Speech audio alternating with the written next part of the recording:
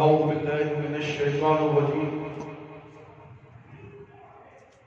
بسم الله الرحمن الرحيم. إن الحمد لله نحمده ونستعينه ونستغفره ونعوذ بالله من شرور أنفسنا ومن سيئات أعمالنا. من يهده الله فلا مضل له ومن يضلل فلا هادي له.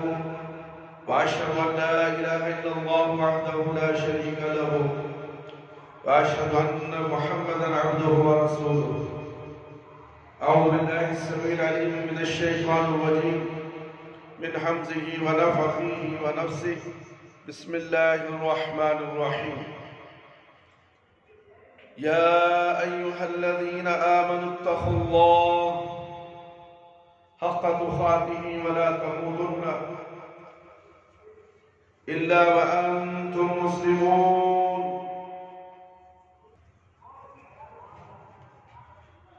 يا أيها الذين آمنوا اتقوا الله حق تقاته ولا تموتن إلا وأنتم مسلمون. يا أيها الناس اتقوا ربكم الذي خلقكم من نفس واحدة وخلق منها زوجها وبث منهما رجالا كثيرا ونساء. واتقوا الله الذي تساءلون به والأرحام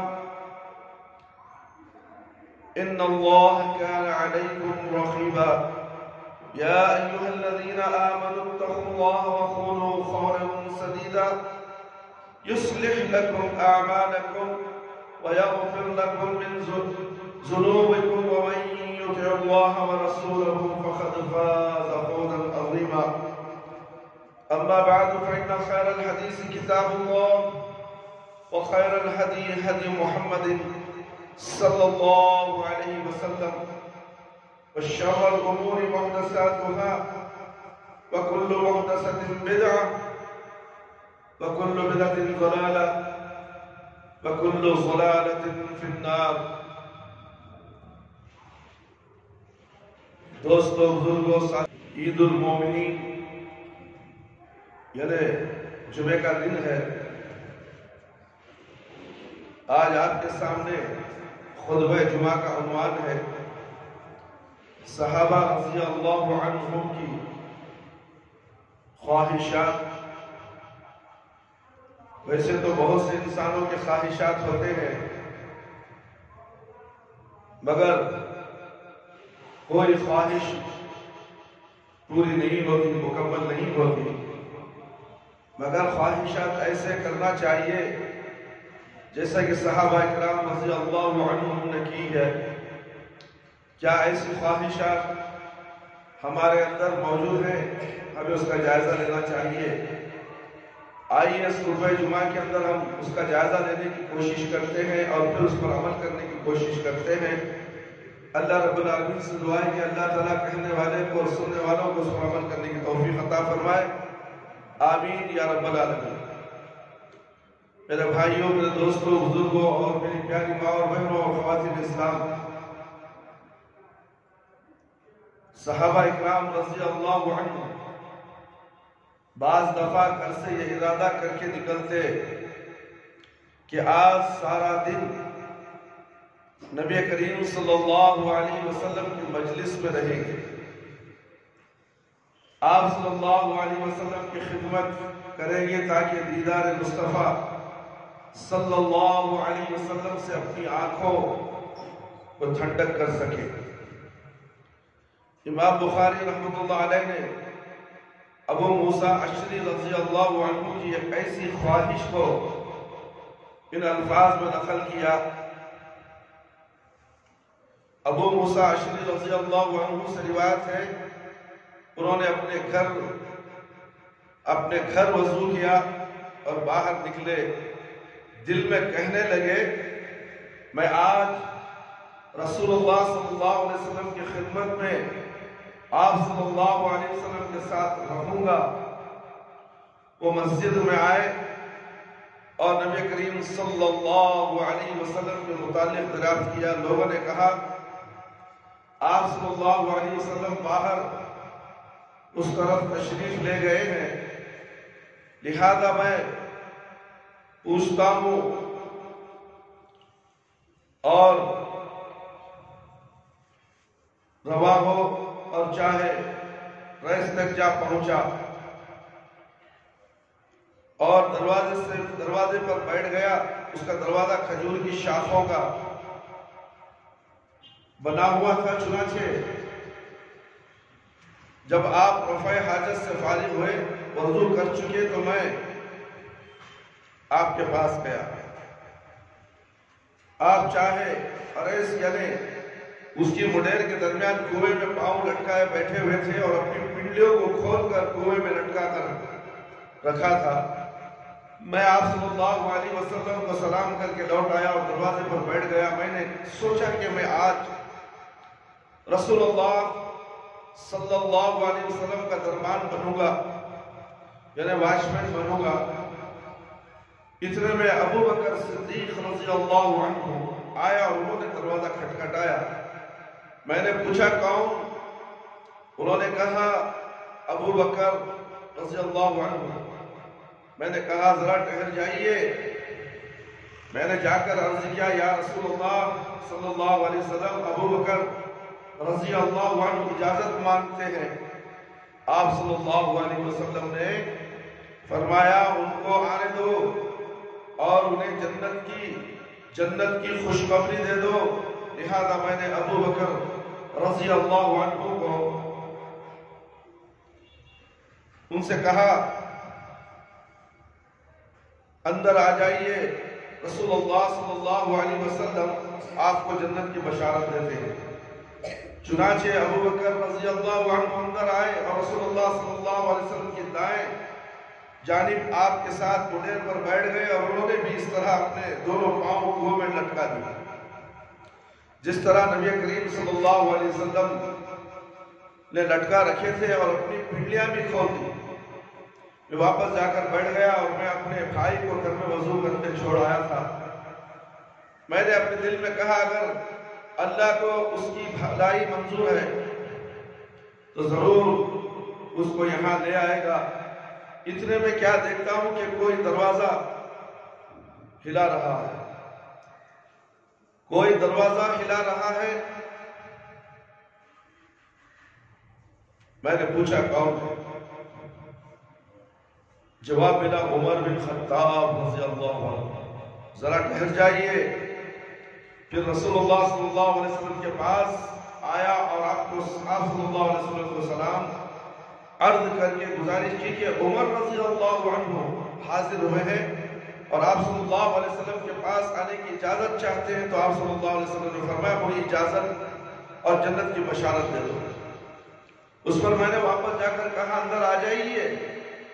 رسول اللہ صلی اللہ علیہ وسلم کے ساتھ کنویں کی مڈیر پر آپ کی بائیں جانب بیٹھ گئے اور اپنے دونوں پاؤں کنویں میں لٹکا دیے۔ پھر میں واپس آ کر دروازے پر بیٹھ گیا اور دل میں وہی کہنے لگا کہ اگر اللہ فلاں کے ساتھ بھلائی چاہے گا تو اسے لے آئے گا۔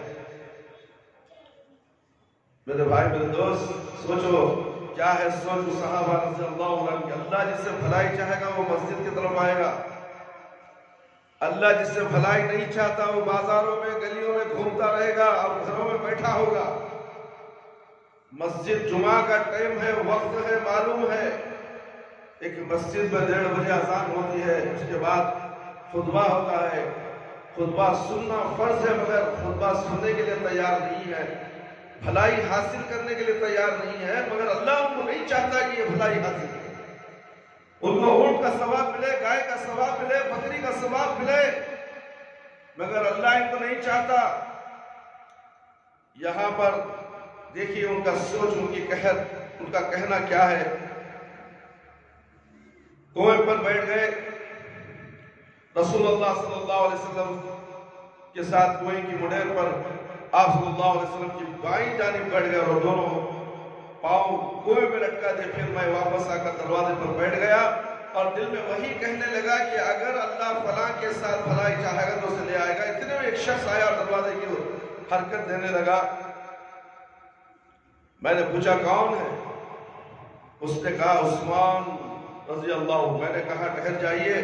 چنانچہ رسول اللہ صلی اللہ علیہ وسلم کے پاس آیا اور انہیں خبر دی تو آپ صلی اللہ علیہ وسلم فرما انہیں اندر آنے کی اجازت دے دو اور جو آزمائش انہیں پہنچے گی اس کے بدلے میں جنت کی بشارت بھی دے دو۔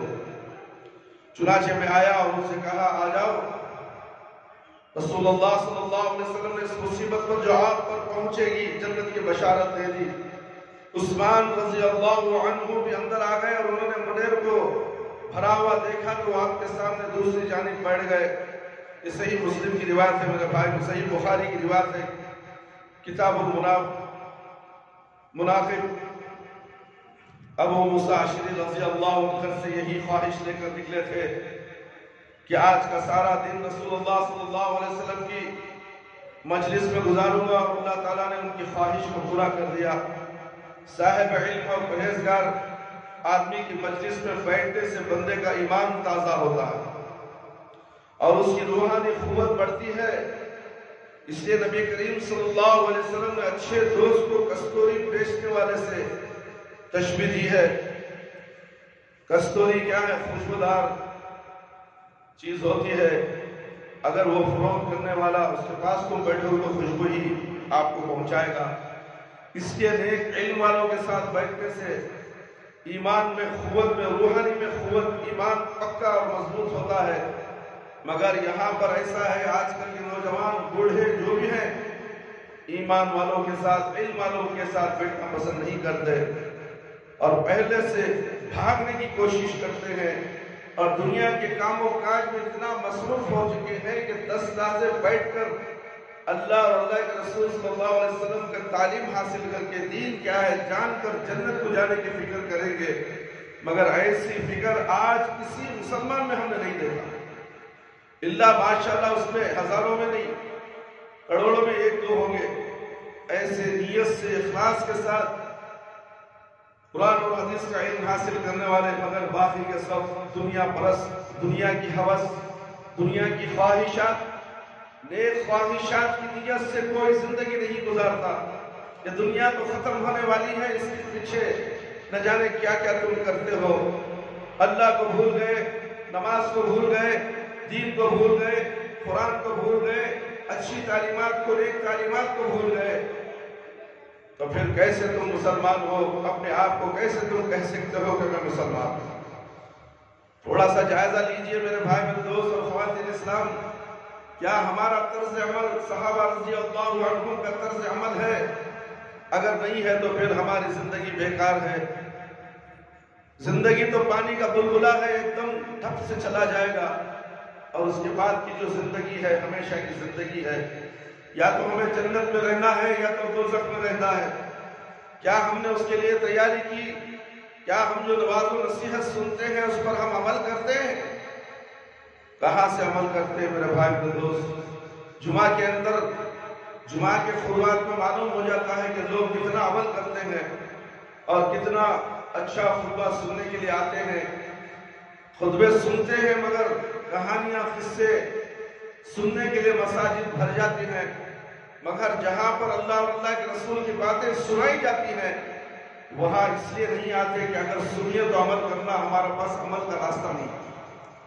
سنے تو عمل کرنا، بھائی اس کے بعد سے لاش پہ جائیں گے 2 رکعت نماز پڑھ لگا جائیں گے، اس لیے کہ وہ مسجد میں خالی اللہ بھی اللہ کے رسول کی باتیں بتاتے ہیں۔ اگر ہمیں نہیں سنے تو گنہگار ہو جائیں گے۔ عذاب میں مبتلا کر دے گا اللہ تعالیٰ، اس لیے اب عمل کے لائق بننے کے بس نہیں ہے۔ کب لائق بنے گا تو؟ ابھی تو خبر پہ پیر چھوڑ دیا ہے، تیری موت قریب ہے اور تجھے مرنا ہے، ساری دنیا کو مرنا ہے، کوئی بچنے والا نہیں ہے۔ اسی لیے کہا گیا ہے کہ علم والوں کے ساتھ دوستی کرو، علم والوں کے ساتھ اٹھو بیٹھو، 10-15 منٹ ان کے ساتھ گفتگو کرو۔ قرآن و حدیث کی دنیا کی گفتگو کرنے کی کوئی ضرورت نہیں ہے۔ دنیا کی گفتگو کرنے کے لیے بازار میں لوگ بہت ملیں گے، مگر اللہ کے گھر کے اندر آنے کے بعد پیارے نبی صلی اللہ علیہ وسلم کے بارے میں پوچھو، اللہ کے احکامات کے بارے میں پوچھو، نماز کا طریقہ پوچھو، نماز کیسے پڑھنا ہے، نماز کون سی نماز قبول ہوگی۔ آج تو نمازوں کا بازار گرم ہے، چشتی نماز، قادری نماز، حنفی نماز، پیری نماز، مرشدی نماز، نہ جانے کتنے نماز دنیا کے اندر پھیل چکے ہیں۔ ان تمام نمازوں میں کون سی نماز ہے جو اللہ رب العالمین کو قابل قبول ہے؟ کیا ہم صحابہ اکرام رضی اللہ عنہم کے طرز عمل کو اپنا رہے ہیں؟ کیا صحابہ رضی اللہ عنہم کے زمانے میں قادریاں تھے، چشتیاں تھے، پیراں تھے، مرشدہ تھے، نمازاں تھے؟ صحابہ اکرام کون سی نماز پڑھے؟ کبھی تم نے اس کا غور کیا میرے بھائی؟ کبھی اپنا جائزہ تو لو، صحابہ اکرام کا طرز عمل اور نماز کا طریقہ کیا تھا؟ وہی طریقہ قیامت تک رہے گا، اور تم نمازوں کو الگ الگ دکان بنا کر سجا کر لوگوں کے سامنے پیش کرتے ہو، یہ تمہاری نماز قابل قبول نہیں ہے۔ اسی لیے آؤ، اللہ رب العالمین کیا کہتے ہیں نماز کے بارے میں، پھر نماز کا طریقہ کس نے بتایا، نماز پڑھنے کا حکم اللہ نے دیا، اور پھر نماز پڑھنے کا طریقہ بھی پیارے نبی صلی اللہ علیہ وسلم کو جبرائیل علیہ السلام کے ذریعے سے نماز کا طریقہ سکھلایا، اور پھر اللہ کے نبی صلی اللہ علیہ وسلم نے صحابہ اکرام کو نماز پڑھنے کا طریقہ سکھایا۔ یہ کان کھول کر سن لو، کھاٹ باندھ کر رکھ لو، تم کن کن کے پیچھے گھومتے ہو گھومو، مگر ان کی بات وہی سنو جو اللہ نے کہا، اللہ کے رسول نے کہا۔ اور وہ کہتے ہیں کہ پیارے نبی صلی اللہ علیہ وسلم کا نماز کا طریقہ ہے تو ثبوت مانگو، دلائل سے پیش کیا جائے، اگر دلائل نہیں دیتے تو اس نماز کو ترک کر دو۔ آؤ ہمارے پاس انشاءاللہ ہم پیارے نبی صلی اللہ علیہ وسلم کا پورا طریقہ نماز پڑھنے کا ہم آپ کو سمجھائیں گے احادیث کے ذریعے سے۔ کیا آپ کو علم حاصل کرنا، اپنی نمازوں کی حفاظت کرنا، اور خبر میں نور، نماز کے ذریعے سے نور ملنے والا ہے، اور میدان حشر میں سب سے پہلے نماز کا سوال ہوگا، سب سے پہلے نماز کے بارے میں پوچھا جائے گا، تب کیا جواب دو گے؟ تمہاری نماز دنیاوی نماز ہوگی، پیارے نبی صلی اللہ علیہ وسلم کے بتائے ہوئے طریقے کی نماز، جو آسمان سے نماز اتری ہے، آسمان سے قرآن اترا، وہ تو پڑھتے ہو مگر وہ بھی سمجھ کر نہیں پڑھتے۔ کاش کہ تم قرآن سمجھ کر پڑھتے تو اس دنیا کے نئے نئے مذہبوں کی طرف تم نہیں جاتے، بدعت نہیں کرتے، شرک نہیں کرتے۔ جس نے قرآن سمجھ کر پڑھ لیا کبھی گمراہ نہیں ہوتا، جس نے قرآن سمجھ کر پڑھ لیا کبھی مشرک نہیں ہوتا، جس نے قرآن صحیح سمجھ کر پڑھ لیا کبھی بدعت ہی نہیں ہوتا۔ یاد رکھو میرے بھائی میرے دوست، اور جو حدیثوں کا مطالعہ کرتا ہے کبھی غیر نبی کی نماز نہیں پڑھتا، پیارے نبی صلی اللہ علیہ وسلم کی سنت کے مطابق نماز پڑھتا ہے۔ آؤ اس لیے اللہ کے گھروں کو آباد کرو، آؤ مسجدوں کو، بازاروں کو لات مارو، اور مسجد کو آؤ 10 منٹ 15 منٹ آدھا گھنٹہ دین کے واسطے نکالو۔ بازار میں تم صبح سے شام تک بازار میں ہی ہو، کاروبار میں ہو، مصروف ہو، مگر کیا تمہیں اس وقت جب موت تمہاری آئے گی، تمہاری آنکھ بند ہو جائے گی، کیا وہ کاروبار تمہارے ساتھ آئے گا؟ کیا وہ دکان آئے گی؟ وہ دکان کے اوزار، وہ مشینیں وغیرہ تمام ساز و سامان تمہارے ساتھ آئیں گے جو کیا خبر کے اندر تم کاریگری کرو گے؟ تم ایک زندہ نہیں مردہ لاش بن جاؤ گے، نہ تمہارے ہاتھ پیر کام کریں گے، خبر میں فرشتے اٹھا کر بٹھائیں گے تمہیں، سوال کریں گے، جواب نہیں دے تو جہنم، اگر تم نے صحیح جواب دے دیا تو تمہیں جنت کے باغوں میں تمہیں سلا دیا جائے گا اور کہا جائے گا کہ جاؤ سو جاؤ تم دلہن کی طرح قیامت تک، اور جواب نہیں دو گے تو تمہیں دوزخ کے بچھونے میں سلا دیا جائے گا اور جہنم ایسی خطرناک بری جگہ ہے، اس جہنم میں تمہیں ڈال کر کہہ دیا جائے گا کہ قیامت تک تم اس میں جلتے رہو۔ کیا میرے بھائی، میرے دوست، بزرگوں، ساتھیوں، پیارے بچوں، کیا تم سوچتے ہو آخرت کیا چیز ہے؟ آخرت بڑی کٹھن چیز ہے، اس کے لیے تیاری اس دنیا میں، اس سانس میں جو اللہ نے ہمیں سانس دی ہے، جو نعمت دی ہے، اس سانس کے ذریعے سے وہ آخرت کی تیاری کرو۔ سانس کا ایک لمحہ اوپر گیا، نیچے آ نہیں سکا تو تم کیا کرو گے؟ تمہاری آنکھیں کھڑی کی کھڑی رہ جائیں گی اور تمہاری روح تمہاری آنکھوں کے سامنے سے نکل کر جائے گی اور تم حسرت کی نگاہوں سے اپنی روح کو دیکھو گے۔ کاش کہ واپس آ جائے میں نیکی کا کام کر لوں، کاش کہ واپس آ جائے میں نماز پڑھ لوں، پیارے نبی صلی اللہ علیہ وسلم جیسا بولے ویسا نماز پڑھ لوں۔ نہیں میرے بھائی، وہ لمحہ ختم ہو گیا۔ تمہیں 60 سال کی زندگی دی تھی، 50 سال کی زندگی دی تھی، 80 سال کی زندگی دی تھی، تم نے کیا علم حاصل کیا؟ تم خود علم حاصل نہیں کر سکے، تمہاری اولاد کو بھی علم نہیں دیے، اب تمہارا جہنم میں جلنا لازمی ہے۔ تمہارا جہنم میں جلنا، تمہاری اولاد تمہیں کام نہیں آئے گی۔ گدھوں کی طرح تم نے اولاد کو پال دیا ہے، یہ اولاد تمہارے لیے فتنہ ہے، فتنہ ہے۔ اور پھر بھی جب معلوم ہوتا ہے کہ یہ اولاد میری نماز میں نہیں پڑھی تو اس کے لیے دنیا کی محنت کر کے اس کے لیے پیسہ جماتے ہو، جائیداد خریدتے ہو، میرے مرنے کے بعد میرے بچے بھیک نہ مانگے۔ ہاں بھائی، تیرے بچے بھیک نہیں، تو اللہ ہے، تو کیا اللہ ہے، روزی دینے والا ہے، تو فکر کر رہا اس کی، یہ فکر کر کے میرے بچے مرنے کے بعد میرے لیے دعا کریں گے یا نہیں۔ کاش کہ یہ سوچ کر تم تعلیم دیتے، مدرسہ، مسجد کے مدرسے کو بھیجتے، جاؤ فجر کی نماز میں نماز پڑھو، علم حاصل کر کے آؤ، اللہ کون ہے پہچانو، نبی کون ہے پہچانو، اس کے بعد ماں کون ہے، باپ کون ہے پہچانو، پھر دین کیا ہے جانو، پھر آخرت کیا ہے پہچانو۔ اس کے بعد تمہیں دنیا میں جو چاہو ہم دیں گے، تمہارے ساتھ بھلائی کا راستہ ہم کریں گے، مگر تم میرے مرنے کے بعد مجھے جہنم میں دفن کرنے کی فکر کر رہے ہو، میرے لیے تم صدقہ جاریہ کیسے بن سکتے ہیں؟ کیا میں تمہارے لیے دولت چھوڑ کر جاؤں؟ سوچو میرے بھائی، میرے دوست، ہر ایک انسان اگر اس طریقے سے سوچنے لگ جائے کہ میرا بچہ فجر کی نماز میں اٹھے اور مسجد تقویٰ جائے، قرآن اور حدیث کا علم حاصل کرے، چاہے نوجوان ہو، چاہے بوڑھا ہو یا بچے ہو، سب کے لیے قرآن کا علم حاصل کرنا، دین کا جاننا بہت ضروری ہے میرے بھائی، میرے دوست۔ ہم رات کے 12 بجے تک کام کرتے ہیں، کوئی احسان نہیں کر رہے ہیں آپ اللہ کے اوپر رات دن کام کر کے، مگر کام کرنا ہے پیٹ کے لیے، کام کرنا ہے چھت کے لیے۔ اللہ نے تمہیں چھت بھی دی ہے، اللہ نے تمہیں روزی بھی دی ہے، کیا اس اللہ نے جو تمہیں روزی اور تمہارے رہنے کے لیے چھت دی ہے، اس کا شکر ادا کرنے کے لیے تمہارے پاس 5 وقت کی نماز پڑھنے کا وقت نہیں ہے؟ سوچو میرے بھائی، ذرا سوچو تو صحیح، اللہ نے تمہیں یوں ہی بیکار پیدا کر کے دنیا میں نہیں چھوڑا ہے، عذاب ہی عذاب ہے، تم مرو گے نا۔ دنیا میں تمہارے بیوی کے لیے، تمہارے بچوں کے لیے جو تم اتنی محنت پڑھتے ہو، کچھ ہونے والا نہیں ہے، خبر سے عذاب شروع ہوگا قیامت تک، پھر قیامت کے بعد جہنم میں ٹھونک دیا جائے گا اور جہنم کا دروازہ بند کر دیا جائے گا، تم ہمیشہ ہمیشہ کے لیے جہنم میں چلے جاؤ۔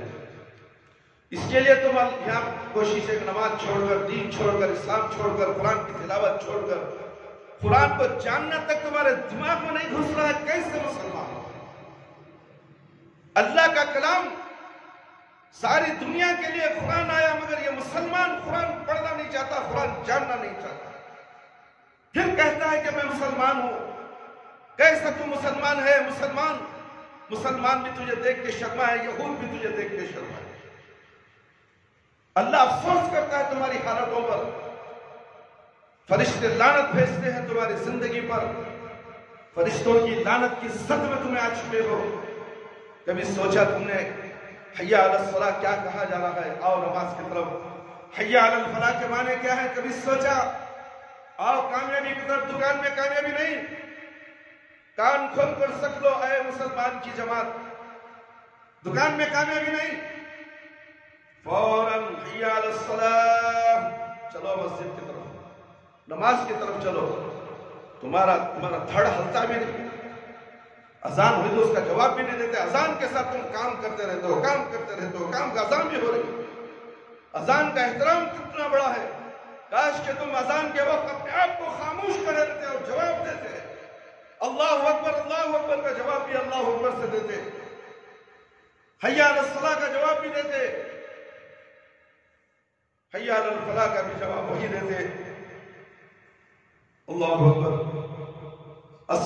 حی علی الصلاۃ، حی علی الفلاح، لا حول ولا قوت الا باللہ. شیطان کہتا ہے کہ نماز کو مت جاؤ اس وقت. لا حول ولا قوت الا باللہ پڑھو تاکہ تمہیں مسجد کی طرف جا سکو. اگر تم اذان کا جواب دو تو اللہ تمہیں توفیق دے گا نماز پڑھنے کی. تم اذان کا جواب بھی دینا نہیں چاہتے. اتنے ڈھٹو، اتنے گھٹ قسم کے. اللہ اکبر، کیسی آنکھ میں جلایا جائے گا تمہیں. اذان کا احترام نہیں تمہارے پاس. یہ اللہ رب العالمین کی آواز تھی، کیا تم نے اسے لبیک کہا؟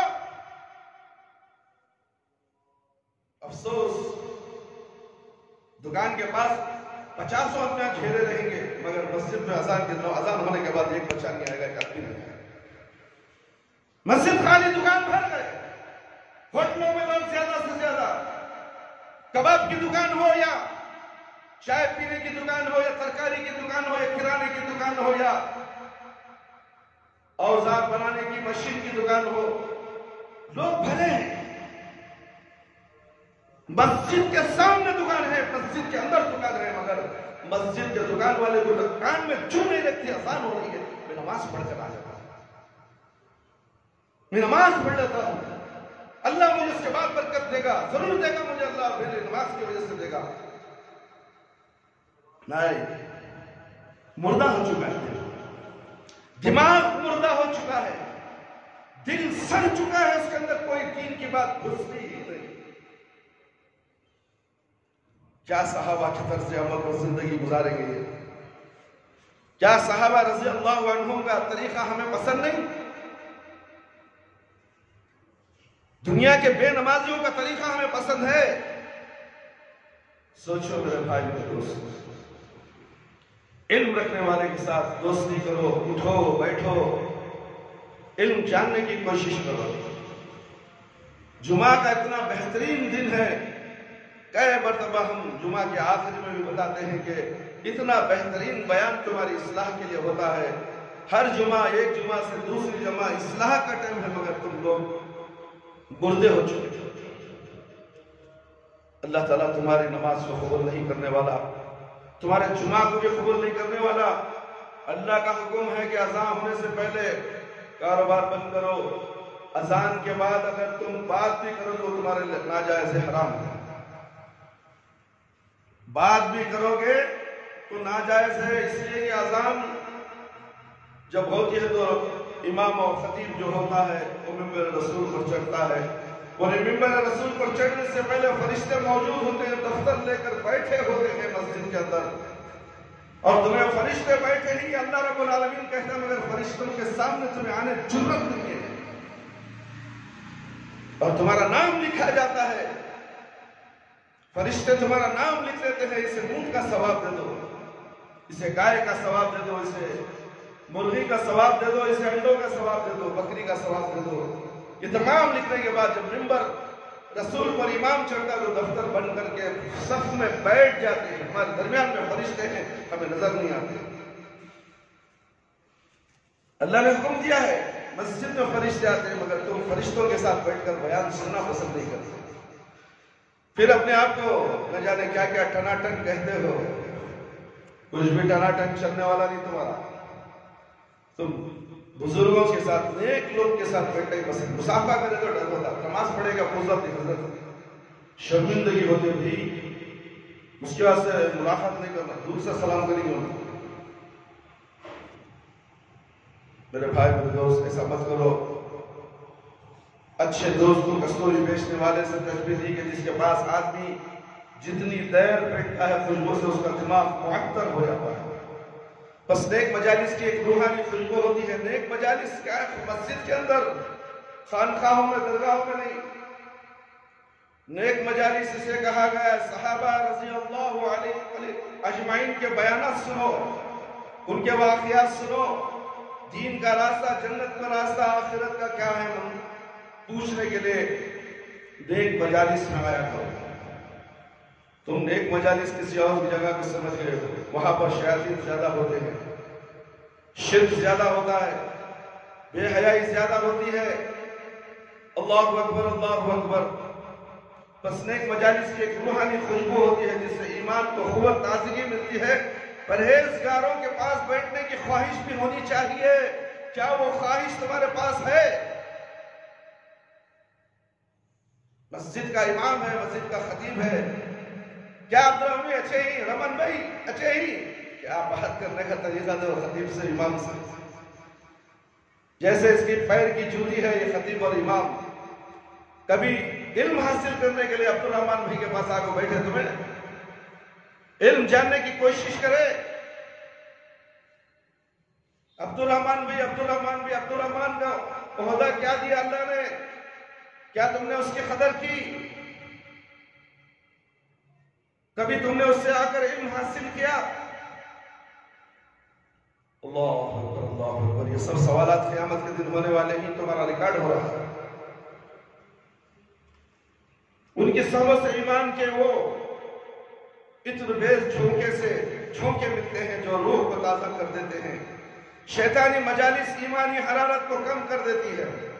جو لوگ موسیقی کو روح کی غذا کہتے ہیں، لہو لعب کی مجالس میں شریک ہوتے ہیں، وہ بھٹکے ہوئے لوگ ہیں۔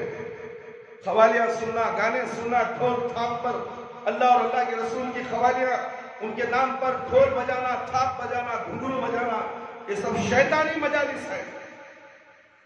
پھٹک کے بھی مت جاؤ، اسی مجالس میں تمہاری موت ہو گئی تو جہنم میں تم ڈھول بجاتے ہی رہو گے، جہنم میں طبلہ بجاتے رہو گے، آگ کا طبلہ۔ اللہ اکبر۔ موسیقی روح نہیں بلکہ نفس امارہ کی غذا ہے۔ نفس امارہ ہمیشہ برائی کا متلاشی ہے اور انسان میں گناہ کی خواہشات جگاتا ہے۔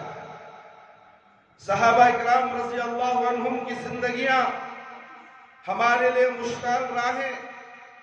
ان لوگوں کے پاس جو بھی وقت ہوتا تھا وہ اسے نیکی اور تقویٰ کی مجالس میں گزارنے کی کوشش رکھتے تھے۔ آج ہمارے پاس وہ کہاں ہے مجالس؟ ہم مسجد میں بیٹھتے سوچتے کہ جماعت کب ہو گیا۔ اللہ اکبر، اللہ اکبر۔ آنے والے ہم دیکھتے ہیں ایک دوسرے سے پوچھتے نماز کب ہوئی؟ کیا تو نماز پڑھنے آیا؟ یہ جو بیان ہو رہا ہے کیا گانا گا رہے، بھجن بجا رہے ہیں؟ جمعہ کے خطبے کی اہمیت تیرے پاس نہیں تو اللہ کو تیری اہمیت نہیں ہے۔ یہ اللہ ذلیل اور رسوا کر کے دنیا میں رسوا کرے گا۔ جو مسجد میں جلدی نماز ہوتے بھاگ جاتا ہے، جسے نماز نہیں پڑھ ملتی، ہم نے ان کے انتظام کے لیے دیر سے نماز رکھا ہے یہاں پر، اور اس کا بھی تم احترام نہیں کرتے۔ یہ 1 گھنٹہ اللہ کے حوالے تمہیں اپنے آپ کو ہفتے میں ایک بار 1 گھنٹہ پہلے مسجد کو آنا نہیں چاہتے ہوئے مسلمانوں، پھر کیا جواب دو گے مرنے کے بعد؟ تمہارا جنازہ کیسے اٹھے گا؟ کیا تڑپ ہوگی اس جنازے کے اندر؟ تمہاری چیخیں پکاریں ہوں گی، کوئی سننے والا نہیں۔ میرے بھائی میرے دوست، عہد رسالت میں صحابہ اکرام رضی اللہ عنہم اگر کوئی خواب دیکھتے تو آپ صلی اللہ علیہ وسلم سے بیان فرماتے، اور آپ صلی اللہ علیہ وسلم اس کی تعبیر فرماتے، اور کبھی خود اپنا بھی کوئی خواب بیان فرماتے۔ عبداللہ بن عمر رضی اللہ عنہ فرماتے ہیں کہ میرے دل میں یہ خواہش اٹھی کہ کوئی خواب دیکھوں، چنانچہ بیان فرماتے ہیں نبی کریم صلی اللہ علیہ وسلم کے زمانے حیات میں جب کوئی شخص خواب دیکھتا تو رسول اللہ صلی اللہ علیہ وسلم سے بیان کرتا، مجھے بھی آرزو ہوئی کہ میں کوئی خواب دیکھوں اور رسول اللہ صلی اللہ علیہ وسلم سے بیان کروں۔ میں ابھی نوجوان تھا،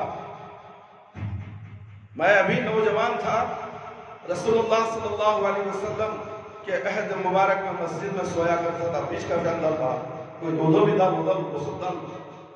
بار بار اٹھ کر جا کر کان ڈالتے رہے گا، یہی ڈیوٹی تیری، چھوڑا لا جا۔ رسول اللہ صلی اللہ علیہ وسلم سے بیان کروں، میں ابھی نوجوان تھا، رسول اللہ صلی اللہ علیہ وسلم کے جیسے عہد مبارک میں مسجد میں سویا کرتا تھا، چنانچہ میں نے خواب دیکھا کہ جسے دو فرشتوں نے مجھے پکڑا اور جہنم کی جانب لے گئے۔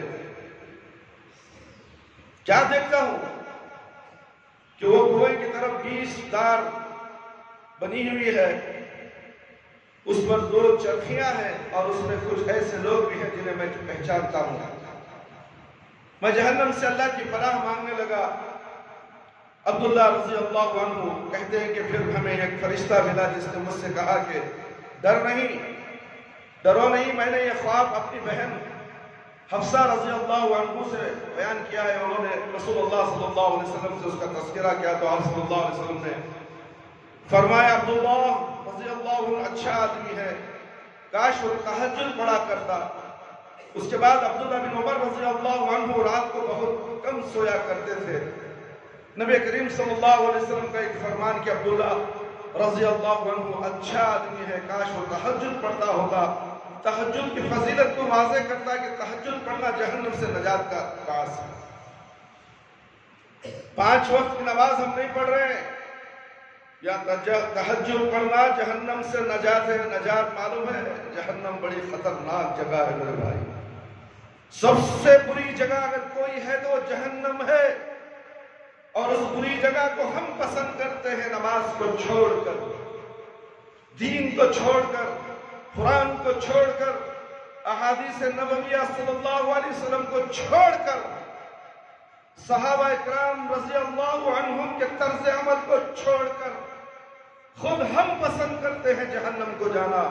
اس میں جہنم کا کیا قصور ہے؟ جہنم کا کیا قصور ہے؟ اللہ نے تمہیں تو عقل دی ہے نا، دی ہے، دی ہے، گھاس کھاتے نہیں تم کھانا ہی کھاتے ہیں۔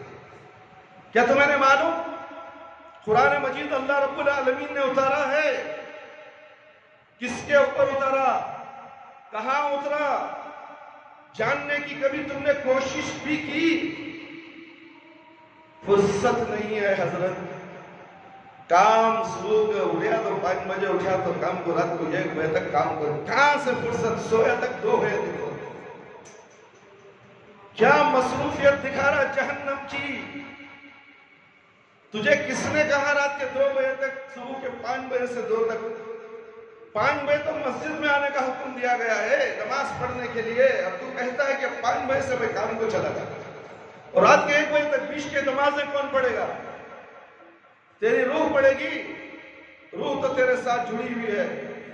فرشتہ تو کہتا ہے تجھے چل نماز کا ٹائم ہو گیا، مگر وہ شیطان جو تیرے ساتھ ہے، جو حمزات تیرے ساتھ ہے جن، وہ کہتا نہیں اب بھی وقت ہے، ابھی تو جوان ہے، تیری شادی ہوئے گی، بچے ہوں گے، بوڑھا ہوگا، نماز جب دیکھ لیں گے۔ کیوں نوجوان مرا نہیں؟ حادثے میں دیکھے نہیں تم؟ بچوں کے جنازوں کو تم نے نہیں دیکھا؟ شادی کے دن میں موت ہو گئی، شادی سہاگ رات ہی نہیں مر گیا، کیا ایسے جنازے تم نے نہیں دیکھے؟ کیسے کیسے جنازے تم نے دیکھے ہیں، پھر بھی نصیحت نہیں حاصل کرتے۔ میرے بھائی میرے دوست، باتیں ایسے ہیں سننے کے لیے، بولنے کے لیے، میں اگر بولوں تو کیا بولوں؟ انسان کے جسم کے اندر وہ حرارت ہی نہیں ہے، سنتے ہیں ایک کان سے اور دوسرے کان سے چھوڑ دیتے، عمل نہیں ہے۔ ان کے لیے بہت بڑا بھیانک عذاب ہے خبر کے اندر، تو سن کر ایک کان سے سن کر ایک کان سے چھوڑنے والوں کے لیے خبر میں بھیانک عذاب ہے۔ عذاب الہی سے کوئی بچ نہیں سکتا۔ اسی طرح اس روایت میں ایک اور یہ خواب کے متعلق بیان کیا گیا ہے جس پر نبی کریم صلی اللہ علیہ وسلم نے تہجد پڑھنے کی ترغیب دی۔ خواب کا ہماری زندگی سے گہرا تعلق ہے میرے بھائی میرے دوست اور خواتین اسلام، اس لیے خوابوں سے متعلق مختصر سی معلومات آپ کے سامنے گوش گزار کر رہا ہوں۔ خواب کی 3 قسمیں، اچھا خواب جو اللہ تعالیٰ کی طرف سے ہوتا ہے، اور بہت سے برے خواب شیطان کی طرف سے ہوتے ہیں، اور بعض انسان کے ذہنی خیالات ہوتے ہیں جو دن بھر اس نے اپنے روزمرہ کی زندگی میں کرتا ہے تو وہ خیالات بھی خواب کی شکل میں سے نظر آتے ہیں. یعنی بندہ سارا دن جو کام کرتا ہے یا سوچتا ہے وہی خواب میں دیکھ لیتا ہے. جب کوئی آدمی برا خواب دیکھے تو اسے چاہیے کہ وہ 3 مرتبہ تعوذ پڑھے, اپنی بائیں جانب جھکے اور کروٹ بدل لے. تعوذ کیا ہے؟ اعوذ باللہ من الشیطان الرجیم. 3 مرتبہ پڑھ کر جھوکتے جھٹکارے اور پھر کروٹ بدل لے. برے خواب اگر کسی کو پڑھتے ہیں, اگر نہیں پڑھے گا تو وہ خواب اس پر اثر انداز کرنے لگ جائیں گے. ایسا مت کریں. وہ خواب اس پر اثر انداز کر دیں گے. بیمار دیکھ کر تو صحیح بیمار بھی ہو جائے گا. اس لیے فوراً اس طرف جھوک دو, دائیں طرف 3 مرتبہ اعوذ باللہ من الشیطان الرجیم, اعوذ باللہ من الشیطان الرجیم, اعوذ باللہ من الشیطان الرجیم پڑھو اور دھولو. پھر کروٹ بدل کے سو جاؤ. ختم ہو گیا وہ خواب. جو ڈراؤنی خواب تھا وہ تمہیں کوئی انسان یا جنات ہو یا شیطان ہو یا برے جانور نظر آتے ہو, کوئی ڈرانے والا تمہیں مارنے والا, یہ تمام برے خواب ہیں تمہیں تکلیف دیتے ہیں, شیطان کی طرف سے ہوتے ہیں اور شیطان تمہیں اذیت پہنچانا چاہتا ہے. شیطان تو انسان کا کھلا دشمن ہے. میرے بھائی میرے دوست, اپنی بائیں جانب جھکے اور کروٹ بدلے. وہ برا خواب اسے کچھ ضرور یعنی نقصان نہیں پہنچا سکے گا. ابو سلمہ بن عبد الرحمن کہتے ہیں کہ میں نے ابو قتادہ رضی اللہ عنہ سے سنا, وہ کہتے تھے کہ میں نے رسول اللہ صلی اللہ علیہ وسلم سے سنا, آپ صلی اللہ علیہ وسلم فرماتے تھے اچھا خواب اللہ کی طرف سے ہے اور ناپسندیدہ خواب شیطان کی طرف سے ہے. پھر جب کوئی تم میں سے برا خواب دیکھے تو بائیں طرف جھکے اور اللہ کی پناہ مانگے اس کے شر سے. پھر وہ خواب اس کو ضرر نہیں پہنچا سکے گا, نقصان نہیں پہنچا سکے گا. ابو سلمہ رضی اللہ عنہ وہ کہتے ہیں نے کہا میں بعض خواب ایسے دیکھتا جو کہ پہاڑ سے بھی زیادہ مجھ پر بھاری ہوتے, لیکن جب میں نے یہ حدیث سنی تو مجھے کچھ پرواہ نہیں. یہ مسلم صحیح مسلم کی روایت ہے میرے بھائی میرے دوست. ابو سلمہ رضی اللہ عنہ کہتے ہیں کہ میں بعض خواب ایسے دیکھتا ہوں کہ بیمار ہو جاتا ہوں. پھر میں ابو قتادہ رضی اللہ عنہ سے ملا, ان سے اس کے متعلق پوچھا. انہوں نے کہا میرا بھی یہی حال تھا, یہاں تک کہ میں نے رسول اللہ صلی اللہ علیہ وسلم سے سنا, آپ صلی اللہ علیہ وسلم فرماتے تھے اچھا خواب اللہ کی طرف سے ہوتا ہے, بس جب تم میں سے کوئی اچھا خواب دیکھے تو بیان نہ کرے. سن لو پیارے نبی صلی اللہ علیہ وسلم کی نصیحت, اے غیر نتھو کھیرے کی نصیحت حاصل کر دو. کیا پیارے نبی کی نصیحت ہمارے لیے کافی نہیں ہے؟ جن کے اوپر دین اترا, جن کے اوپر قرآن اترا, ان کے طرز عمل پر کیوں کھڑے ہو؟ بھائی بیٹھو, 2 رکعت نماز پڑھ کر بیٹھو, تحیت المسجد تحیت الوضو. اللہ اکبر, اللہ نے ایک ہدایت دے, اللہ آپ کو نیک توفیق عطا فرمائے. آتے ہو دیر سے, پھر سوچتے ہو کہ بیٹھوں یا واپس چلے جاؤں, اور تم اس طرح سوچو گے تو تمہاری جمعہ کی نماز کا جو درجہ ہے وہ ختم ہو جائے گا. مسجد میں آئے فوراً 2 رکعت نماز پڑھ کر بیٹھ جاؤ. یہ پیارے نبی صلی اللہ علیہ وسلم کی سنت ہے. ادھر ادھر کیوں دیکھتے ہو؟ ادھر ادھر دیکھنا منع ہے. جب خطبہ چلتا ہے تو خطبہ غور سے سنو. یہ کنکر کے ساتھ کھیلنا بھی تمہیں گوارا نہیں. کسی کو مت دیکھو مسجد میں کون بیٹھا ہے, کون سو رہا ہے, کون کیا کر رہا ہے, سوائے خطیب کے اوپر نظر رکھو. نیچے مت دیکھو. جمعہ کے دن نیچے دیکھ کر دھولے کو بیٹھنے نہیں بٹھایا اللہ. خطیب کو دیکھو, تمہیں عبرت حاصل ہوگی. خطیب تمہارے لیے بولتا ہے, تم خطیب کو دیکھتے جاؤ. باتیں تمہارے ذہن میں, تمہارے دماغوں میں گھسیں گے. کیا ہے ذکر و اذکار کے لیے بیٹھے ہو؟ یہ ذکر تو خطبہ سننا ذکر ہے. کیسے انسان ہو تم؟ کیا سمجھائیں گے, کتنا بولیں گے؟ مسجد میں بیٹھتے ہو, ڈھول کر ذکر کرتے ہو. چلے جاؤ جنگل بیاباں میں, اللہ ہو کر کے بیٹھ جاؤ. یہ مسجد ہے, جمعہ کا خطبہ ہے. یہ سننا ضروری ہے تاکہ تمہاری زندگی میں حرارت پیدا ہو, تم عمل کرنے والے بن جاؤ, نیک بن جاؤ, صالح بن جاؤ, جنتی بن جاؤ. ابو سلمہ کہتے ہیں کہ میں اچھا خواب اللہ کی طرف سے ہوتا ہے, جب تم میں سے کوئی اچھا خواب دیکھے تو بیان نہ کرے مگر اپنے دوست سے, اور جب برا خواب دیکھے تو بائیں طرف 3 بار جھکے اور شیطان کے شر سے پناہ مانگے, اور کسی سے بیان نہ کرے تو اسے نقصان نہ پہنچائے گا. کسی کو قرآن بیان کر دے گا تو نقصان پہنچے گا. خواب بھی بیان کرنا، اچھا خواب کسی عالم سے ہی بیان کرے، اس کی اچھی تعبیر بتائے گا. اگر کسی غیر عالم کو تم بول دو گے تو ڈرا دے گا، ارے کیا نہیں ہوگا، تو یہ اب کیا کی ہے، تو یہ وہ لازم ہو جاتا. تو اس لیے برے خواب کسی کو مت بتاؤ، اچھے خواب بھی تمہیں اپنے پاس رکھو اور کسی عالم کے پاس دکھاؤ. عن جابر رضی اللہ عنہ ان رسول اللہ صلی اللہ علیہ وسلم انه قال اذا راى احدكم الرؤيا يكرهها فلا يسوء عن سياره ثلاثا وليستعذ بالله من الشيطان ثلاثا وليتحول عن جنبه الذي كان عليه. صحیح مسلم کی روایت ہے، جابر رضی اللہ عنہ رسول اللہ صلی اللہ علیہ وسلم سے بیان فرماتے ہیں کہ آپ صلی اللہ علیہ وسلم نے فرمایا جب تم میں سے کوئی ایسا خواب دیکھے جس کو برا سمجھے تو بائیں طرف 3 بار جھوکے اور 3 بار شیطان سے اللہ کی پناہ مانگے، اور جس کی کروٹ لیٹا جس کروٹ لیٹا ہو اسے پھر جائے. جو آدمی جھوٹا خواب بیان کرے قیامت پہلے دن اسے بطور سزا کے جو کے 2 دانوں میں گروہ لگانے کا کہا جائے گا، اور جب وہ ایسا نہیں کر سکے گا تو اسے عذاب سے دوچار ہونا پڑے گا. عبداللہ بن عباس رضی اللہ عنہ سے مروی ہے، نبی کریم صلی اللہ علیہ وسلم نے فرمایا من تحلم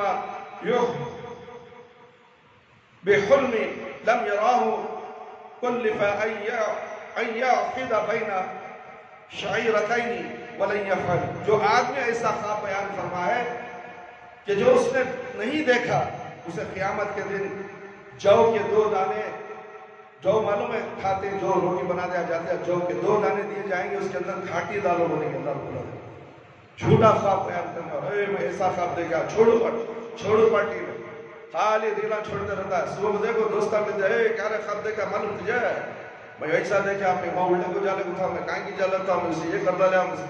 یہ سب جھوٹے من گھڑت قصے کہانیاں بولنے والے جھوٹے شیاطین ہوتے ہیں، شیطان کی پیروی کرنے والے ہوتے ہیں. قیامت کے دن اللہ تعالیٰ اسے 2 جو کے دانے دیا جائے گا تاکہ تو اسے کھاٹی دار وہ کھاٹی نہیں ڈال سکے گا.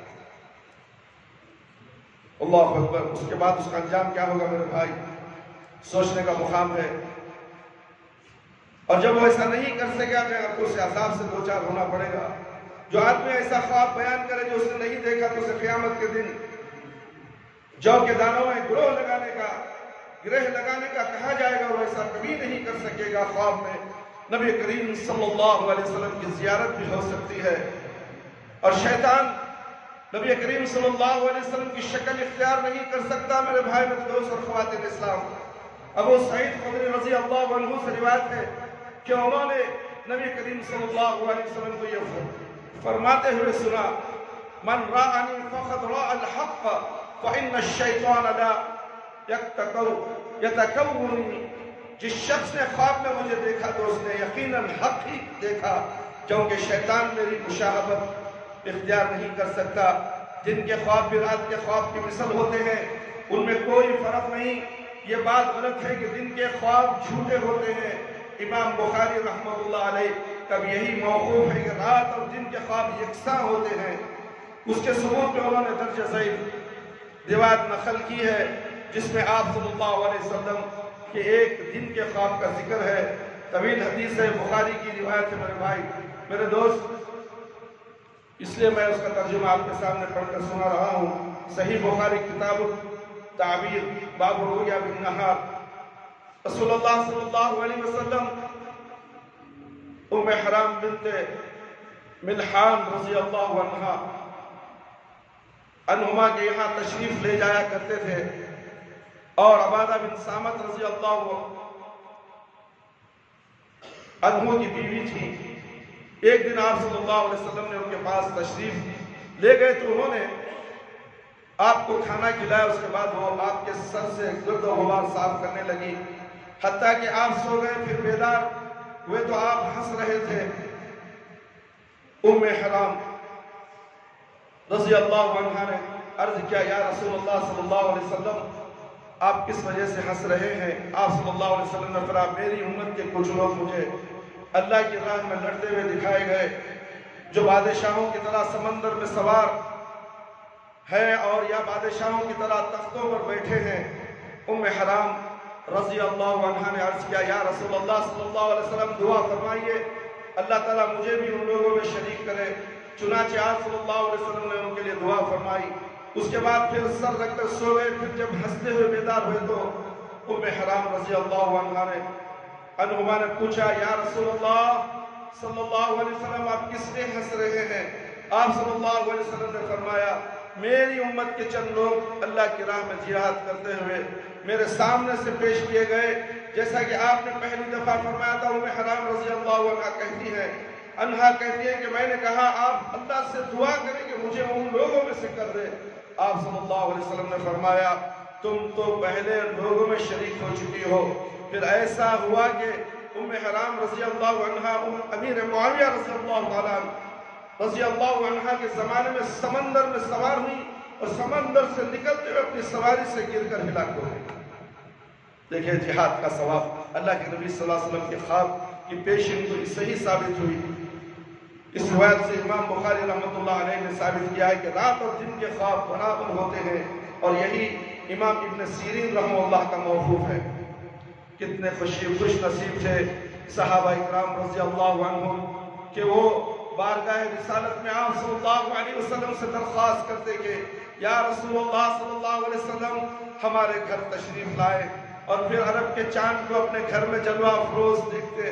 آپ صلی اللہ علیہ وسلم کی آمد سے ان کا گھر مہک اٹھتا تھا۔ اللہ اکبر اللہ اکبر۔ آج پیارے نبی کی ایک بات ہمیں سننے کے لیے تیار نہیں ہے۔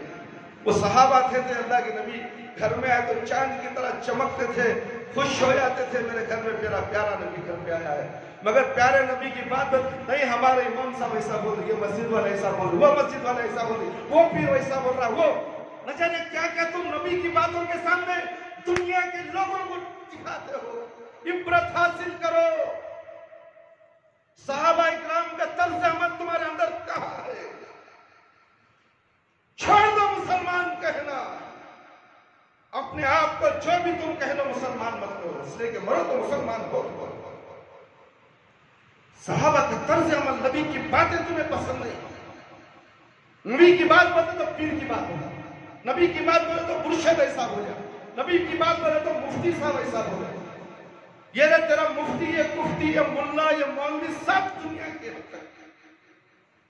کائنات کا نبی، کائنات کے امام پیارے نبی صلی اللہ علیہ وسلم کی بات کو رد کرنے والا لازم اسلام سے خارج جہنم میں رسید ہو جاتا ہے۔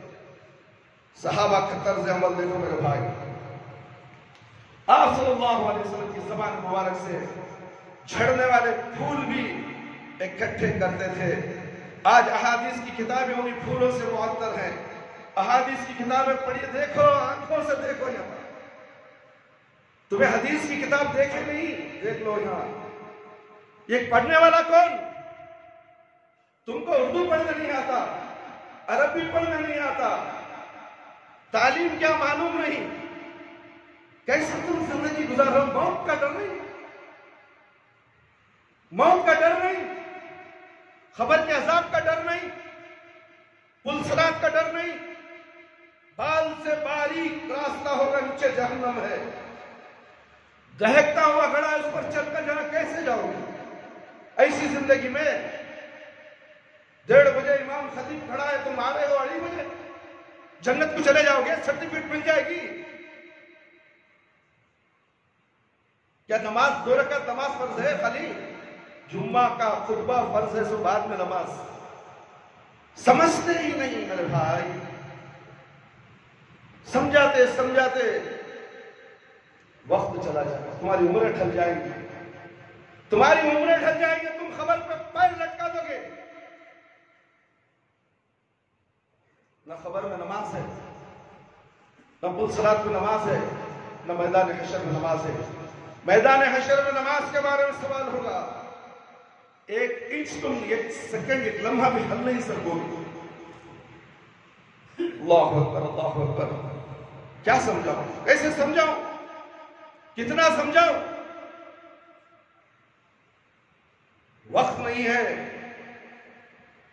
تم کو دیکھنے کے واسطے اللہ کے پاس بھی وقت نہیں ہے۔ معلوم تمہاری وقت کی گھڑی ریورس جا رہی ہے، ختم ہو رہی ہے، کاٹا آگے بڑھ رہا ہے، آگے بڑھ رہا ہے، آگے بڑھ رہا ہے۔ اچانک موت آئے گی، موت کا پنجہ دبوچ لے گا، تمہاری روح تمہاری آنکھوں کے سامنے سے جائے گی، ہائے ہائے کہتے رہو گے۔ سوچو کتنے میتوں کو تم نے دیکھا ہے نہلاتے ہوئے، اٹھاتے ہوئے، کفن پہناتے ہوئے، جنازے نکل جاتے ہوئے، نومن مٹی کے اندر ڈالتے ہوئے، اور تم نے بھی ہاتھ سے اٹھا کر مٹی ڈالی ہے۔ کیا تمہارے اوپر مٹی ڈالنے والے نہیں ہیں؟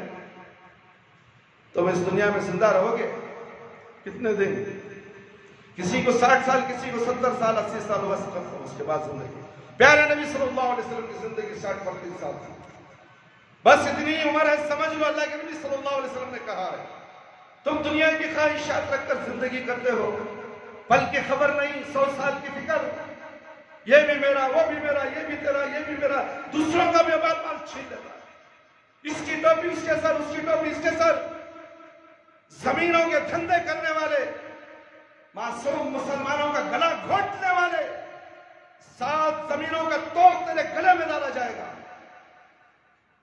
غیر قانونی طریقے زمینوں کا سودا تم کرتے ہو، موت تمہیں آئے گی، 7 زمینیں تمہارے گلوں پر ڈال دیا جائے گا۔ دنیا کے حاصل کرنے کے لیے، اپنے بیوی بچوں کے لیے، گھر بنانے کے لیے، دوسروں کا گھر ڈبانے والوں، کبھی سوچا تم نے تمہارا انجام کیا ہونے والا ہے؟ آج احادیث کی کتابیں انہیں پھولوں سے معطر ہیں۔ عرب کے ان دیہاتی لوگوں کی قسمت کی کیا کہنے، جو تھے تو بکریوں کے چرواہے، لیکن امام کائنات صلی اللہ علیہ وسلم کی مجلس میں بیٹھنے سے خیر القرون قرنی میں شامل ہو کر زمانے کے بہترین لوگ بن گئے، اور ان کے جھونپڑے دنیا کے بہترین گھر تھے، جھونپڑے۔ آج تمہارے عالیشان گھر جہنم خدا بن چکے ہیں۔ صحابہ کے گھر جھونپڑے تھے، کچی زمین تھی، دیواریں مٹی کی تھی، چھت کھجور کے پتوں میں بنے ہوئے تھے، بارش ہوتا تو پانی ٹپکتا تھا، مسجد نبوی میں پانی ٹپکتا تھا، سجدہ کرتے تو پیشانی پر مٹی لگتی تھی۔ آج تمہارے تو مسجد عالی شان، ایئر کنڈیشن، جھومر لگے ہوئے، اوہ خالن تو اتنے خوبصورت، لوگ جا کر خالن کو دیکھتے کھڑے، ایک ترکی سے منگائی سماج ہے، کہاں سے منگائی؟ ترکی سے منگائی، جرمن سے منگائی، اٹلی سے، یہ دیکھتے رہتا اللہ کو کہاں سے کرے گا۔ خادریہ مسجد کو چلے جاؤ، 5 لاکھ کا جھومر کھڑ جاتا، دیکھ لے ویسا جیسا کھیڑے سے آتا ہے، ودھان سبھا کو جا کر لیٹا دیکھ لے کھڑ جاتا، کیا رہا لیٹا تیری نہ، ویسا خادریہ مسجد کو جا کر جھومر دیکھ لے کھڑ جاتا ہے۔ کیا یہ جھومر دکھانے کی جگہ تھی؟ یہ اللہ کے رب العالمین کی عبادت کی جگہ ہے۔ تم ایسے ایسے رنگ لگاتے ہو، ایسے ایسے پھولدار قالین سجاتے ہو، اللہ کو بھول جاتے ہو۔ تم اس میں، اس پھولوں میں، اس سانڈر میں، دیواروں میں کلمات لکھ کر کیا کر دیا تم نے مسجد کو؟ یہ کیا پیارے نبی صلی اللہ علیہ وسلم کے مساجد، صحابہ اکرام جو لوگ مسجدیں بنائے تھے ایسے تھے؟ جاؤ عرب کی گلیوں میں دیکھو، جاؤ مدینے کی گلیوں میں دیکھو مساجد کو، کتنے سیدھے سادے مسجد تھے، حج کو جانے والے دیکھ چکے ہیں۔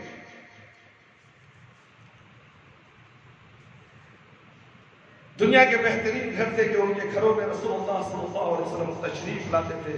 آج ہمارے گھروں میں قرآن ہے قرآن لپٹ کر رکھ دیا گیا، کیا پڑھتے ہیں؟ کیا قرآن کی تلاوت ہوتی ہے؟ نبی صلی اللہ علیہ وسلم کی احادیث کو پڑھا جاتا ہے گھر میں؟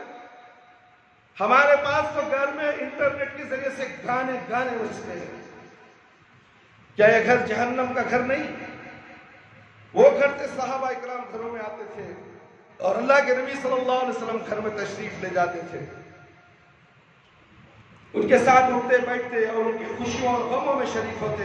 ان کے آنسوں کی قدر و قیمت تھی جنہیں رسول اللہ صلی اللہ علیہ وسلم اپنے دلاسے سے خشک فرماتے، اور ان کی خوشیوں کی کس قدر قابل رشک تھی کہ جن میں محمد عربی صلی اللہ علیہ وسلم کی آمد بہار کا جھونکا بن جاتی۔ ہاتھ آئے اگر خاک تیرے نقش قدم کی، ہاتھ آئے اگر خاک کرے نقش قدم کی سر پر کبھی رکھے کبھی آنکھوں سے لگائے. نبی کریم صلی اللہ علیہ وسلم بعض دفعہ خود ان کے گھروں میں تشریف لے جاتے اور کبھی کوئی صحابی خود یہ خواہش لے آپ صلی اللہ علیہ وسلم کے خدمت میں حاضر ہوتا کہ آپ صلی اللہ علیہ وسلم کے گھر کو رونق بخشے. ہم اپنے گھروں کو نبی صلی اللہ علیہ وسلم تو یہاں نہیں ہے, اپنے گھروں کو قرآن کی رونق احادیث کی نورت اور رونق کو بخش سکتے ہیں. اس کے ذریعے سے ہم گھروں کو معطر کر سکتے ہیں, گھر کی روح کو سکون کو پہنچا سکتے ہیں, بیوی بچوں کو قرآن اور حدیث کی تعلیم دلوا کر گھر کو جنت نما رحمت والا گھر کو بنا سکتے ہیں. پیارے نبی صلی اللہ علیہ وسلم تو گھر کو تشریف نہیں لا سکتے مگر تم پیارے نبی صلی اللہ علیہ وسلم کی احادیث کا مطالعہ گھر میں کرو.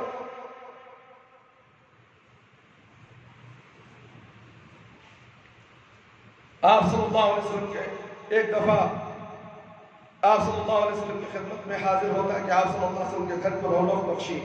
ہم یہاں عقبہ بن مالک رضی اللہ تعالیٰ کا ذکر کرنا چاہتے ہیں جو ایسی ہی درخواست لے کر بارگاہ رسالت میں آئے. صحیح بخاری میں یہ واقعہ ان الفاظ میں مذکور ہے.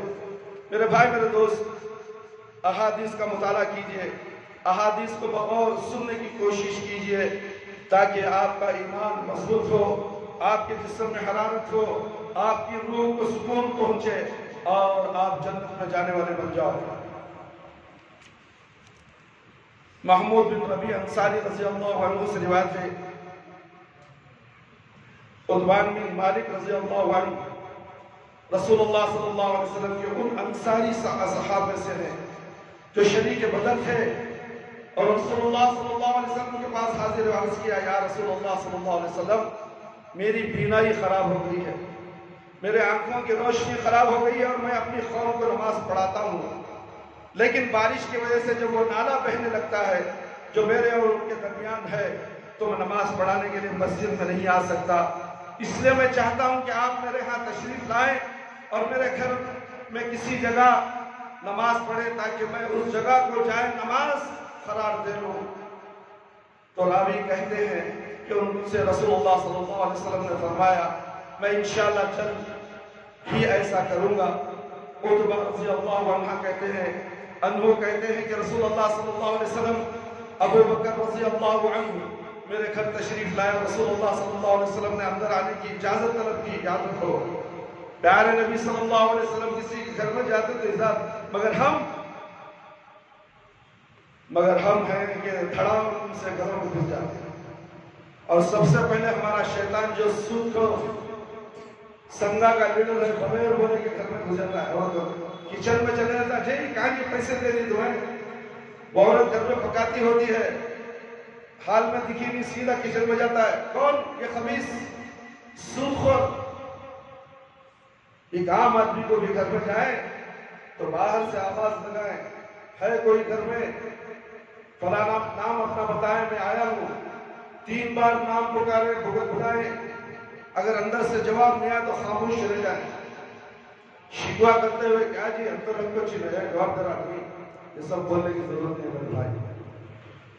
وہ گھر کے اندر کس حالت میں ہے کیا ہے تمہیں نہیں معلوم, اس لیے تم دروازے میں ٹھکا اور 3 مرتبہ اور اپنا نام بتاؤ. اندر سے جواب نہ آئے خاموش چلے جاؤ. زبردستی کرنے کی ضرورت نہیں. نکلو جی باہر, کیا جی اندر پھر اس وقت. یہ کیسے گھٹیا الفاظ ہیں میرے بھائی. اجازت طلب کی, بس آپ میرے گھر میں داخل ہوئے اور بیٹھنے سے پہلے فرمایا تم اپنے گھر میں کس جگہ نماز پڑھنا چاہتے ہو, میں وہاں نماز پڑھوں. عثمان رضی اللہ عنہ کہتے ہیں کہ میں نے گھر کے گوشے کی نشاندہی کی تو آپ صلی اللہ علیہ وسلم نے وہاں کھڑے ہو کر تکبیر تحریمہ کہی.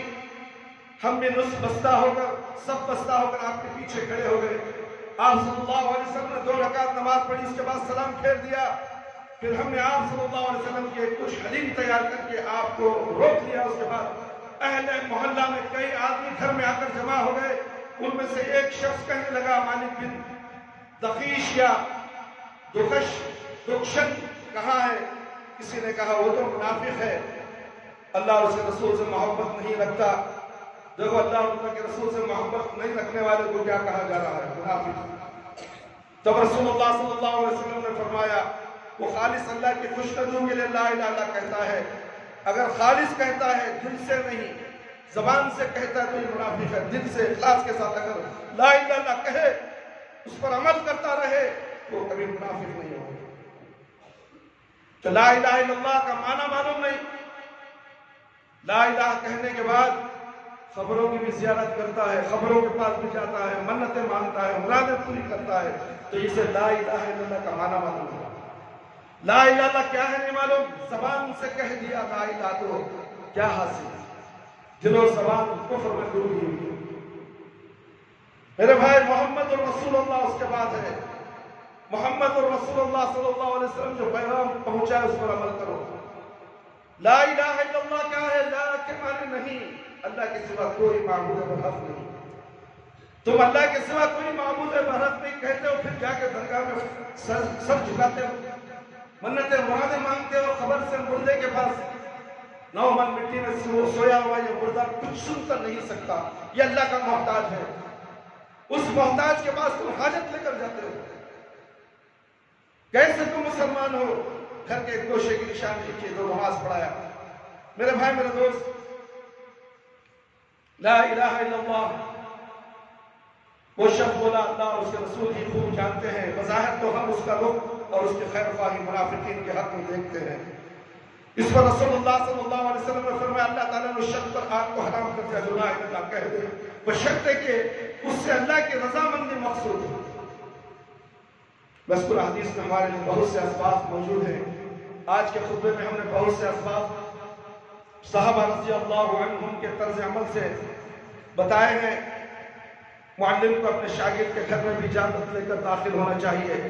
شاگرد کو اپنے استاد کے گھر میں جانا ہے تو باہر سے اجازت لے کر گھر میں جانا, سیدھا جا کر دروازے کے سامنے نہیں کھڑے رہنا, دروازے کے کنارے کھڑے کے آواز دینا, حضرت السلام علیکم ہے, جواب نہیں آیا تو پھر سلام کرو, پھر جواب نہیں آیا تو پھر سلام کرو, 3 بار بھی جواب نہیں آیا تو واپس لوٹ جاؤ. اس طرح پیر کو اپنے مرید کے گھر میں بلا اجازت داخل نہیں ہونا چاہیے. پیر کوسا اسے پیر کہا جاتا ہے. قرآن اور حدیث پر عمل کرنے والا ولی اللہ وہ ہے جسے اللہ نے ولی اللہ بنایا ہے. پیر وہ جسے اللہ نے پیر بنایا ہے, وہ ہے جو اللہ کی باتیں بتاتا ہو, رسول صلی اللہ علیہ وسلم کی باتیں بتاتا ہو. وہ پیر ہے جو نماز پڑھتا ہو, 5 وقت کی نماز پڑھتا ہو, تہجد پڑھتا ہو, ذکر و اذکار کرتا ہو, وہ پیر ہے. اس کے بھی گھر جانا ہے تو دروازہ کھٹکانا چاہیے آواز دے کر. حالانکہ عتبہ رضی اللہ عنہ آپ صلی اللہ علیہ وسلم کے صحابی اور آپ کے شاگرد تھے. گھر کے کمرے یا کونے کو عبادت کے لیے خاص کیا جا سکتا ہے جہاں نفلی نماز ادا کرے اور فرائض کی مسجد میں ادائیگی کے بعد سنت گھر میں اس مقام پر ادا کرے. اس کا سب سے بڑا فائدہ یہ ہوگا کہ گھر میں موجود خواتین اور بچے اس سے تربیتی سبق حاصل کریں گے. اور آج ہمارے لیے افسوسناک صورت حال یہ ہے کہ ہم گھر میں عبادت کے لیے تو کوئی کمرہ یا کونا خدرہ خاص نہیں کرتے, جانی نماز کی جگہ, نماز پڑھنے کی جگہ خاص نہیں بناتے. ٹی وی کی جگہ تو بہترین جگہ بنا کر رکھ دیا جاتا ہے. 50 انچ کا 70 پر 5 انچ کا ٹی وی, 1.5 لاکھ کا ٹی وی, 2 لاکھ کا ٹی وی شیطان کو گھر میں سجا کر رکھا جاتا ہے. نماز کے لیے جگہ نہیں بناتی تم تاکہ تم بھی پڑھو سنت نفل, تمہاری بیوی پڑھے گی, تمہارے بچے پڑھیں گے اور وہ نماز کے عادی ہوں گے اور مسجد کی طرف چل کر آئیں گے. یہ چند باتیں میں بول کر اپنی بات کو ختم کرنے والوں میرے بھائی بیزار مت ہو جائیے. آپ آئے ہی بیٹھے, جو شروع سے بیٹھے ہیں ان کو تو صبر کے ساتھ بیٹھے, مگر آپ لوگ آئے ہیں, کسی نے پوچھتا ہے بازو سے کہ میں یہ کب جماعت کھڑتے سے یہاں. ارے میرے بھائی میں کیا بولوں, صحابہ دن رات فجر کی نماز سے ظہر تک اللہ کے نبی صلی اللہ علیہ وسلم سے بیٹھ کر دین حاصل کرتے. تم آدھا گھنٹہ 1 گھنٹہ مسجد میں آ کر اللہ اور اللہ کے رسول کی بات سننے کے لیے تیار نہیں, چلا کر بس ہو گیا. جمعہ کے دن اذان کے بعد 12 بجے کے بعد تم کوئی کاروبار مت کرو, وہ حرام ہے, حرام ہے, حرام ہے, حرام. تمہارا رخ مسجد کی طرف ہونا چاہیے, بلکہ گھر میں بھی نہ بیٹھے, بیوی سے نہ بات کریں, بچوں سے بات نہ کریں. پانی بھی نہانے کا وقت صبح سے شام تک 12 سے پہلے کا وقت تھا اور تم 12 بجے نہانے جاتے ہو, 1 بجے نہانے جاتے ہو. تقویٰ مسجد میں 1:30 بجے اذان ہوتی ہے, 1:30 بجے مجھے پانی رکھتا ہوں, میں آ رہا ہوں. جوروں کو آرڈر دیتے ہو, حکم دیتے ہو. یہ کیا تمہاری مسلمانی ہے؟ جمعہ کے خطبہ اذان ہونے کے بعد 1 پیسہ بھی اگر تم کماتے ہو, ایک اچھی بھی بات بولتے تو نہ جا سکتے. بس زبان کو بند کرو، زبان کو تالا ڈالو، اور وہ تالا کھلے گا کب؟ السلام علیکم ورحمۃ اللہ۔ جب امام سلام پھیرے گا نماز کے بعد، اس کے بعد تمہارے منہ کو کھولنا چاہیے، تمہارے منہ کو سمجھ سیلو، گھر کو چھوڑ دو، لات مارو اس گھر کو، اس کاروبار کو، اس دکان کو، نکلو مسجد کی طرف، نکلو اللہ اور اللہ کے رسول کی باتیں سننے کے لیے، نکلو عید المومنین کی نماز ادا کرنے کے لیے۔ یہ جمعہ عید المومنین ہے، رمضان کی عید سے بھی بڑی، بقرعید کی عید سے بھی بڑی جمعہ کی عید ہے، جو ہر مہینے میں 4 مرتبہ 5 مرتبہ اللہ تمہیں میسر کیا، اس سے فائدہ بھی حاصل نہیں اٹھاتے تو پھر کہتے ہو کہ ہم جنت کو جائیں گے۔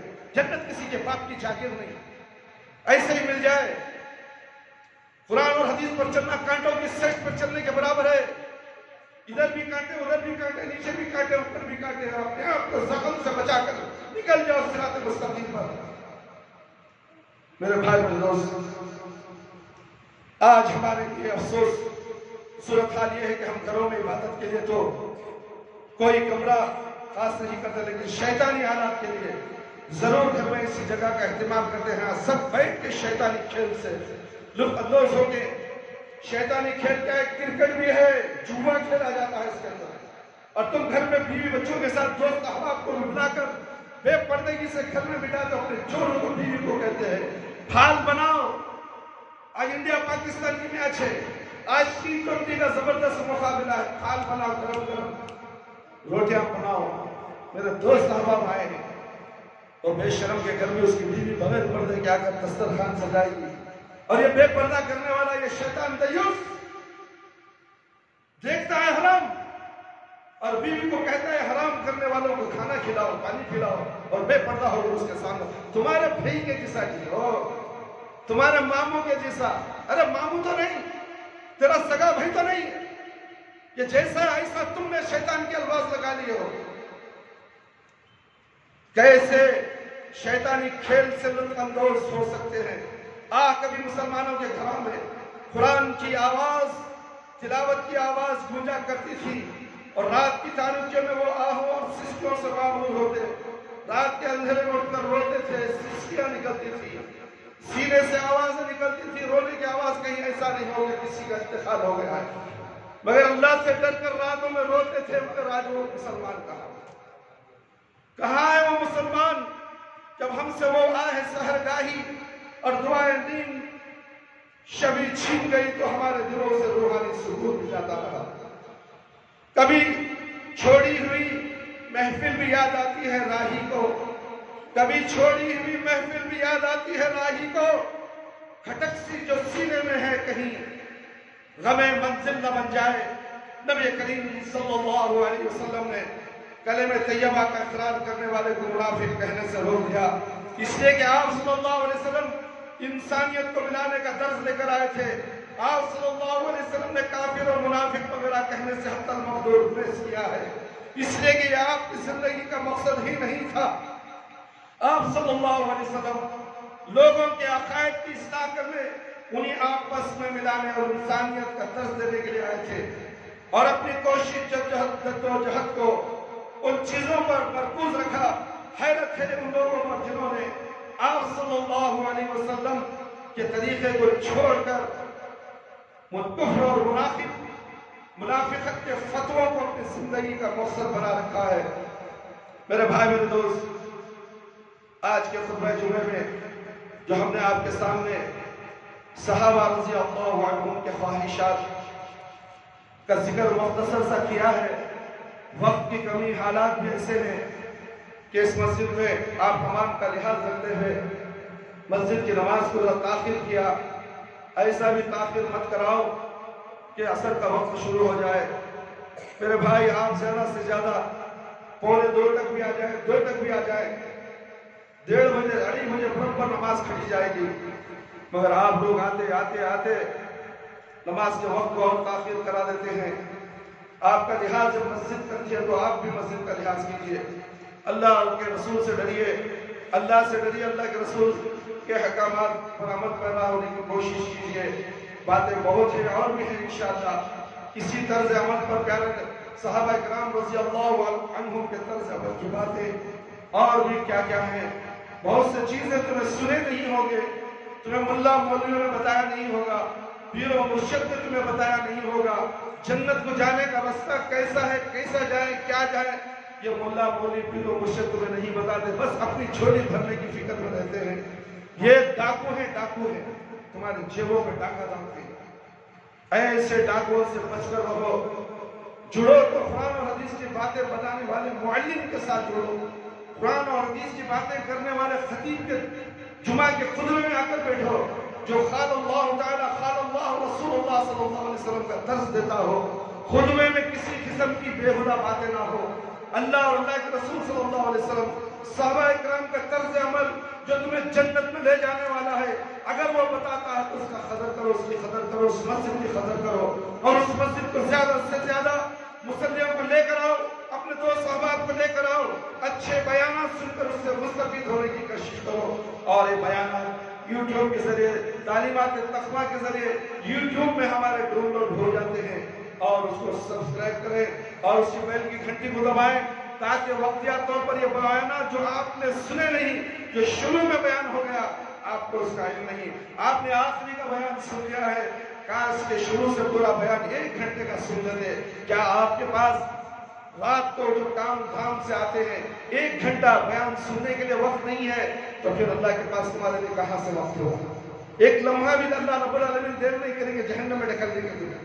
تو اس لیے قرآن اور حدیث کی باتیں سننے کے لیے 1 گھنٹہ صحیح, آج آدھا گھنٹہ سنو, 15 منٹ سنو, کل 15 منٹ سنو, بعد 15 منٹ سنو.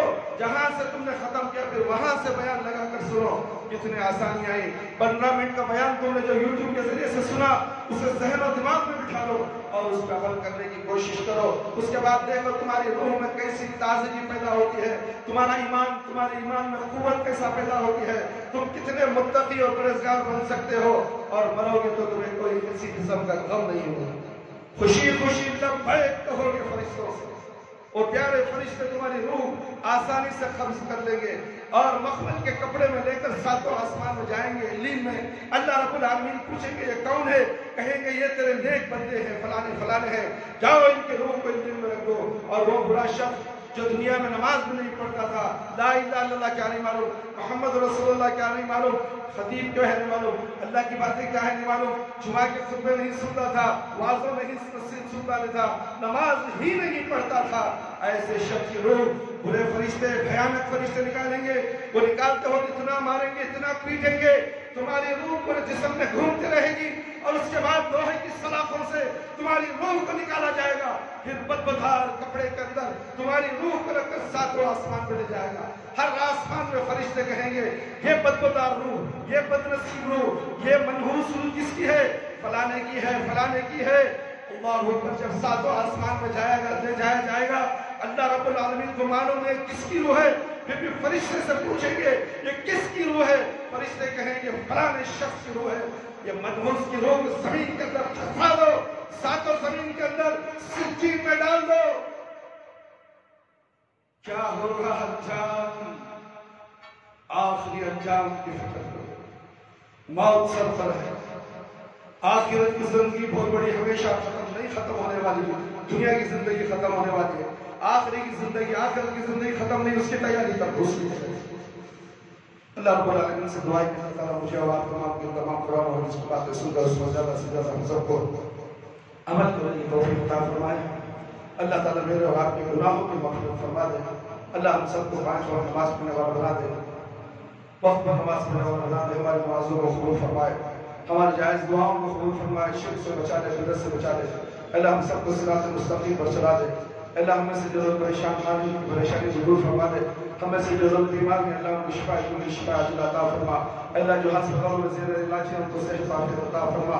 جو کینسر کے مریض ہیں, جو لا علاج مریض ہیں, اللہ ان کو شفا عطا فرما اور ان کا خاتمہ بالخیر فرما میرے پروردگار.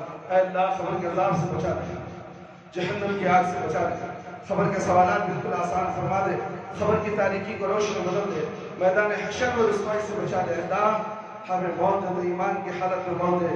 جب ہماری روح ہمارے جسم سے نکلے تو اللہ ہماری زبان پر کلمہ لا الہ الا اللہ محمد رسول اللہ جاری رہے. ربنا تقبل منا انك انت السميع العليم وتب علينا إنك أنت التواب الرحيم. سبحان ربك رب العزة عما يصفون وسلام على المرسلين والحمد لله رب العالمين. يا حي يا قيوم برحمتك أستغفر.